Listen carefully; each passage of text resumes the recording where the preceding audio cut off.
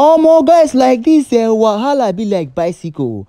I go dey play una the rest of the video clip so now go see the lovely moment Davido don shock Burna Boy after Davido just reveal say im brand new bombardier private jet worth $81 million just arrived Nigeria few months after Davido just acquire a brand new private jet to make am the third private jet wey Davido dey add to im name. Omo guys, like this Davido don reveal say im brand new private jet just arrive Lagos International Airport. Omo guys, as e stand so like this this private jet come few months after Burna Boy get mind dey mock Davido. After Burna Boy get mind dey insult Davido, Burna Boy get mind tell im pilot say make him fly im private jet cross Davido roof so him go fit peace, so im peace go fit fall like rain on top Davido roof. Omo guys, as e stand so like this a few days after Burna Boy get mind talk that thing wey be say him talk across the social media platform, na im Davido just vex go buy this brand new private jet worth $81 million to add to im name. Guys, as e stand so like this Davido don acquire new private jet and na the third private jet wey be say Davido dey get to im name,